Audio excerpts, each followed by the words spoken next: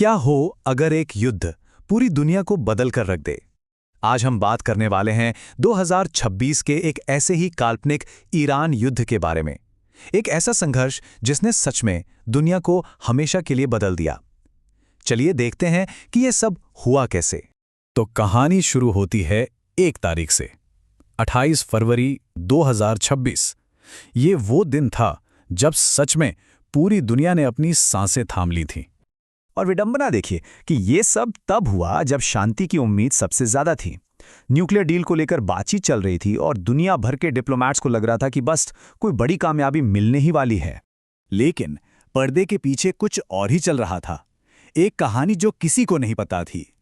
और फिर एक अचानक हुए हमले ने शांति की हर उम्मीद को चकनाचूर कर दिया।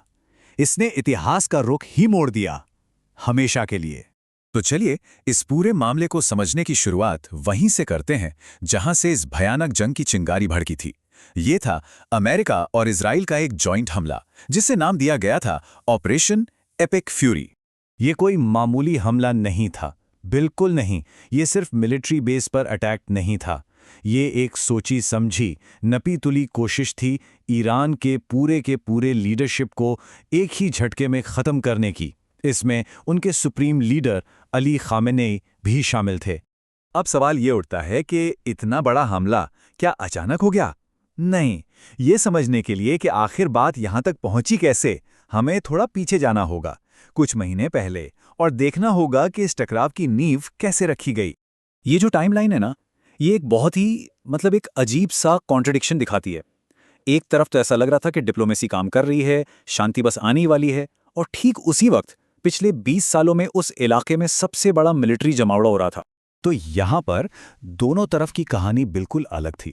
अमेरिका और इजराइल का कहना था कि यह हमला जरूरी था, एक बहुत बड़े खतरे को टालने के लिए। वहीं ईरान ने इसे बिना किसी उकसावे के किया गया हमला बताया। उनके लिए ये उनकी सॉवरेनिटी संप्रभुता पर सीधा अटैक था। अब ईरान का जवाब वो बहुत तेजी से आया, और उन्होंने ठीक वहीं चोट की जो दुनिया की सबसे बड़ी आर्थिक दुखती रग थी। ईरान का अगला निशाना स्ट्रेट ऑफ हॉर्मुज। अब सवाल यह है कि ये एक छोटा सा संकरा सा समुद्री रास्ता आखिर इतना जरूरी क्यों है? देखिए, इसका जवाब एक नंबर में छिपा है। दुनिया का लगभग 20% तेल, सोचिए 20%, हर रोज इसी रास्ते से गुजरता है। यह ग्लोबल इकोनॉमी की लाइफलाइन है, सीधी सी बात है। और ईरान ने क्या किया?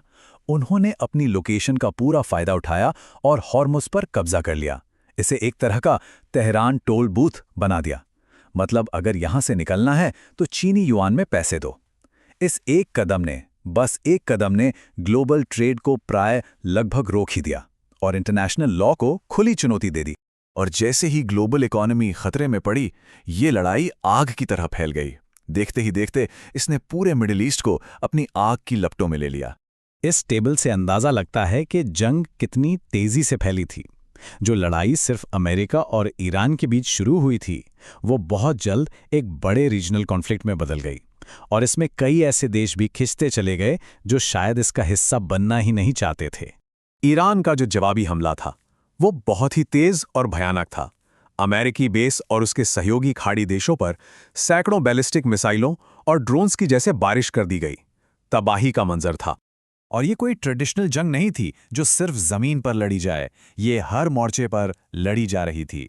मिसाइलों ने मिलिट्री बेस और ऑयल रिफाइनरियों को निशाना बनाया, ड्रोन के झुंडों ने एयर डिफेंस को बेकार कर दिया, साइबर अटैक्स ने ईरान का इंटरनेट ही बंद कर दिया, और तो और हिजबुल्लाह ने लेबनान में एक नया फ्रंट खोलकर इजराइल पर प्रेशर और बढ़ा दिया। ये जंग करीब 1 महीने चली, और इसके जो नतीजे थे वो वाकई में बहुत भयानक थे। इसका असर सिर्फ मिडिल ईस्ट तक ही नहीं रहा, पूरी दुनिया ने इसे महसूस किया। इसने कहीं ना कहीं हम सबकी जिंदगी पर भी असर डाला। इसकी जो मानवीय कीमत थी उसका तो अंदाजा लगाना भी मुश्किल है। 9,000 से ज्यादा लोग मारे गए। इसमें सैनिक भी थे और आम लोग भी।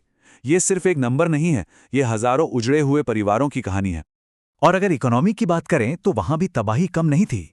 जैसा कि इस चार्ट में दिख रहा है, अकेले अमेरिका ने $200 बिलियन खर्च कर दिए और अरब देशों को $120 बिलियन का सीधा सीधा नुकसान हुआ। ये इतना पैसा है कि इसकी हम कल्पना भी नहीं कर सकते। इस लड़ाई ने एक बहुत बड़ा ह्यूमैनिटेरियन क्राइसिस भी खड़ा कर दिया। सोचिए, अकेले लेबनान में 10 लाख से ज्यादा लोग, उन्हें अपने घर छोड़ने पड़े। एक पूरी की पूरी जनरेशन बेघर हो गई, जिनका भविष्य अब क्या होगा किसी को नहीं पता। लड़ाई के बिल्कुल आखिरी दिनों में ईरान के प्रेसिडेंट का ये बयान सामने आया, और ये बयान साफ दिखाता है कि दोनों पक्षों में कितना ज्यादा अविश्वास था और कैसे दोनों ही तरफ से इस जंग की कहानी को अपने अपने तरीके से दुनिया को बताने की कोशिश हो रही थी। 1 महीने से ज्यादा की भयानक लड़ाई, उसके बाद आखिरकार डिप्लोमेसी को एक छोटा सा मौका मिला। 8 अप्रैल 2026 को एक बहुत ही नाजुक से 2 हफ्तों की सीज फायर पर बात बनी। इससे शांति की एक छोटी सी धुंधली सी उम्मीद तो जगी। इस जंग को रमज़ान वॉर के नाम से भी जाना गया और ये चार्ट दिखाता है कि इसका असर कितना गहरा और दूर तक गया। इसने 1970 के बाद का सबसे बड़ा ग्लोबल सप्लाई डिस्रप्शन पैदा किया।